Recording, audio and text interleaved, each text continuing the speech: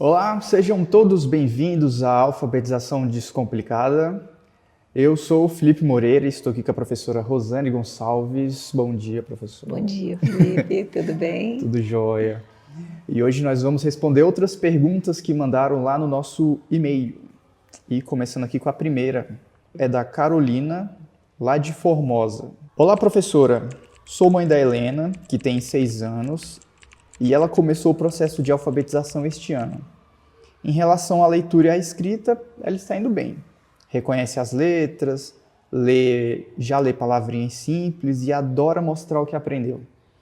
Mas eu tenho percebido que com os números a coisa não está indo no mesmo ritmo. Ela ainda se confunde bastante para contar quantidades, principalmente quando passa do 10. Às vezes parece que ela repete os números de forma mecânica sem entender o que eles realmente representam. Quando eles estão começando é mais decorando. A contagem realmente é mecânica, né? Sim. Aí ela gostaria de entender melhor como funciona essa parte da alfabetização matemática e o que eu posso fazer em casa para ajudá-la a desenvolver melhor esse entendimento dos números e das quantidades sem forçar ou tornar o aprendizado cansativo para ela. Então vamos lá, vamos por partes. Inicialmente, realmente a criança conta mecanicamente. Tá tudo certo sobre isso, porque contar é algo que começa com a criança muito pequena e ela ainda não tem essa ideia sobre quantidades. Então, trabalhar as quantidades é a primeira coisa para a criança conseguir associar aquele número com uma quantidade de coisas. Esse é o primeiro. Uma outra coisa que é importante ressaltar.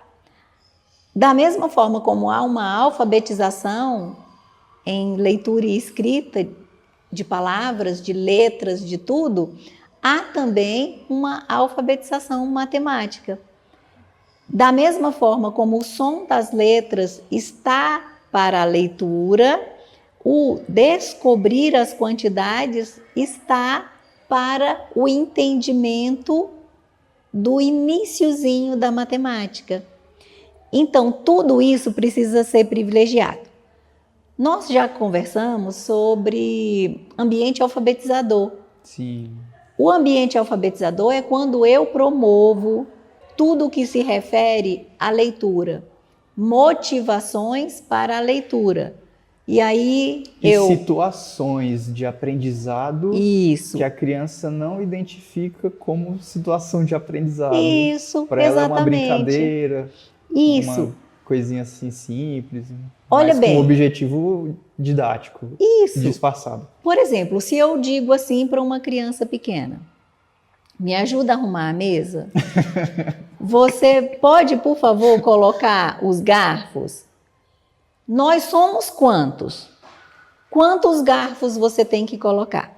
Dá para você colocar a faca lá junto?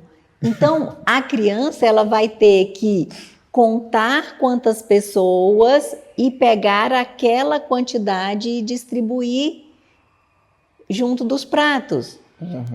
Agora coloque os copos. E aí a gente pode ir perguntando. Se você juntar os garfos com as facas, ficam quantos objetos? Entende como todas essas coisas vão ajudando a criança na elaboração matemática. Vejam que todas essas atividades são atividades diárias, são atividades cotidianas que você pode envolver a criança e você está estimulando. Da mesma forma como você está estimulando. Olha como o estímulo pode vir tanto na parte de alfabetização quanto na parte matemática, no mesmo contexto. Se eu perguntei para a criança quantos objetos ela colocou na mesa para nós almoçarmos, e ela começa a contar aquilo, eu posso perguntar, isso aí é mais de 10 ou menos de 10? Aí ela já vai começar a se preocupar com isso. E eu posso também perguntar, você colocou garfo, garfo começa com qual letra? Aí a criança pode falar, é com a letra do Gabriel. que é um membro da família. É do gato. É não sei. Então, todas essas questões estão trabalhando essa estimulação de uma maneira leve, de uma maneira que você consegue envolver a criança nas atividades cotidianas, você consegue uma participação e uma interação sua com a criança durante uma atividade comum. Sim. Né? E uma bela oportunidade para a criança não ficar nas telas. E as crianças gostam de participar, né? As crianças gostam de participar, gostam de ajudar, gostam de ser úteis, gostam imensamente desse contexto. E hoje ele é muito pouco aproveitado, porque as crianças ficam nas telas enquanto os pais fazem as coisas. E deveria ser diferente, a criança participar com os pais dessas atividades cotidianas. Engraçado você falar sobre isso, porque a próxima pergunta tem a ver com as telas. As telas estão sempre presentes. Pois é. Mas antes de eu ler ela aqui para você, eu quero dizer que se você está assistindo esse vídeo e quiser mandar a sua pergunta para a professora Rosane responder, é só mandar lá no nosso e-mail, aulas.alfabetização@gmail.com. E o próximo e-mail aqui é do Ricardo, daqui de Brasília. Olá, professora Rosane, sou pai do Miguel de 6 anos. Nos dias em que estou de folga e deixo ele sem mexer no celular, percebo que é bem mais difícil manter o ambiente calmo. Ele fica mais agitado, quer mexer em tudo, corre pela casa e às vezes até faz bagunça. Já quando deixo ele mexer um pouco no celular, ele fica super colaborativo e tranquilo. Lembro que o meu pai dizia que era a mesma coisa comigo quando eu assistia televisão, e até entendo a comparação. Mas ainda assim fico me perguntando por que isso acontece? O que tem no celular ou na televisão que deixa as crianças tão tranquilas assim? É uma falsa calmaria, né? É algo que a gente não deveria nem considerar. Há uma impressão de que a criança está calma. A impressão de que a criança está quieta, porque não é por um bom motivo e nem isso dará um bom resultado. O que é o desenvolvimento infantil? O desenvolvimento infantil está no contato com as coisas, com os objetos, com as pessoas, com o movimento da casa. Isso promove o desenvolvimento infantil. A tela não promove desenvolvimento. E eu também não preciso que uma criança fique quieta, porque não é da natureza da criança ficar paradinha. A natureza da criança é realmente correr, mexer, observar, trazer uma coisa para perguntar, brincar, montar, fazer, desfazer, enroscar, amassar. Isso faz parte do desenvolvimento. Não ficar nas telas. E por que isso promove uma falsa impressão de um bom comportamento? Porque quando a criança fica um tempo parada, podem reparar que depois ela vai ficar muito mais agitada. Enquanto que, se a criança estiver sem a tela, ela realmente vai manter um comportamento mais calmo, mais tranquilo, porque a tela não roubou a sua tranquilidade, a sua concentração, a sua criatividade para brincar sem tela. Entende? Então, quando a criança fica na tela e ela vai brincar, como uma criança brinca normalmente, ela não vai ter paciência. Então, reparem que é uma falsa tranquilidade. Ou é uma tranquilidade naquele momento que está ligada na tela, porque só consegue ver aquilo, só consegue observar aquilo, e quando vai brincar fica irritada, fica sem paciência e fica sem querer brincar, sem querer agir sobre os objetos, sobre os brinquedos. quando a gente está usando o telefone, vendo a televisão, todas as imagens que chegam, elas já vêm prontas. Então, a gente não precisa ter o trabalho de imaginar nada. Exatamente. E quando a gente não tem o trabalho de imaginar nada, a gente acaba ficando sem a paciência de imaginar depois. Exatamente. E aí você está falando isso com um cérebro adulto, certo? Sim, Aí você imagina uma criança que não tem a criança que essa não consciência. consegue perceber isso. A criança só consegue expressar a impaciência. É uma bola de neve, então, né? Sim. Porque quanto mais tempo a criança fica com acesso a esse tipo de... sem controle, né? Ao tempo, porque um pouco ali também não faz mal. Dá para usar a televisão, o telefone de formas positivas. Sim.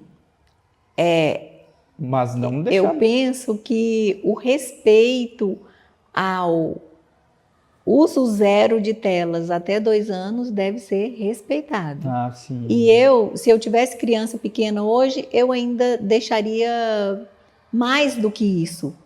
Para que a criança conseguisse viver essa infância toda de forma muito Plena, né? plena. Exatamente. Que ela pudesse descobrir tudo, brincar com tudo, agir sobre tudo, antes de ter algum acesso a algo que vai bitolar tudo isso, né? Então, tem tanta coisa para se fazer com as crianças, no ambiente de casa mesmo. Eu vejo que as pessoas que optam por não dar a tela, tem muita coisa para fazer com as crianças. Os adultos têm coisas para fazer e as crianças podem ser envolvidas nisso. Sim. Né? E quando a criança não fica na tela, ela tem muito mais disponibilidade para o brincar do que a criança que fica na tela. Então, o brincar tem que ser o objetivo da primeira infância. E mesmo que dê para ver uns desenhos infantis na televisão, no telefone, isso pode dar a impressão de que a gente está ajudando a criança de alguma forma, né? Tá ali vendo uma mensagem positiva, tá ali aprendendo uma coisa diferente, o som das letras, que tem uns desenhos que passam isso, né? Mas, e quando você tira isso depois? A criança realmente aprendeu alguma coisa ou só passou um tempo, né? Porque talvez ela poderia aprender tudo isso que você acha que ela está aprendendo de uma forma mais efetiva quando ela está brincando, interagindo com os pais. Isso que eu ia colocar aqui agora, Felipe, porque há uma importância muito grande da interação da criança com o adulto, né? E essas são oportunidades para a criança, para haver essa interação. Quando o adulto está junto da criança. Então, é um ganho sem medida. Por quê? Porque ali você está se relacionando com a criança, além de estar incentivando, motivando a criança para a aprendizagem. Né? Eu costumo dizer que a alfabetização ela está sempre envolvida num contexto. Cada criança apresenta um contexto que está nela, que tem a ver com a família, que tem a ver com os incentivos, tem a ver com o uso de telas, infelizmente, né, de forma negativa. E tem hora que a criança chega com dificuldade na alfabetização descomplicada e o nosso primeiro passo é organizar esse contexto para que a criança aprenda.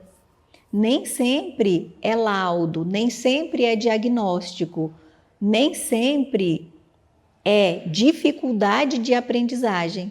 Muitas vezes é um contexto desorganizado, é um contexto de uma criança que vive nas telas, é um contexto onde a família não interage com a criança, é um contexto onde não tem ambiente alfabetizador.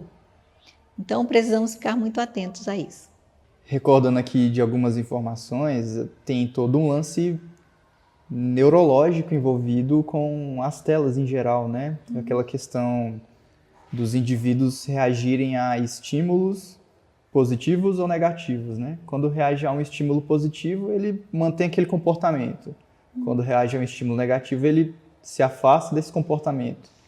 E as telas estão toda hora mandando sinais de estímulos positivos, seja com luz, seja com sons, seja com aquela algumas... vibração, né? É sempre uma novidade que está chegando, uma novidade que você está recebendo. Que vai mantendo a criança. Isso, porque o seu cérebro vai, biologicamente falando, vai dar esses estímulos para você continuar recebendo essa novidade, porque ele vai estar se sentindo bem. Exatamente. Só que aí cria uma dependência de estar sempre recebendo estímulos constantemente. E na vida real não tem esses estímulos constantes. Isso. Tem momentos de pausa. E aí, quando a criança pausa, como é que ela fica? Exatamente. Querendo estímulos e não recebe. E olha como isso, né? A criança precisa ter as atividades diárias de uma criança e essas atividades têm que garantir que a criança tenha uma boa noite de sono.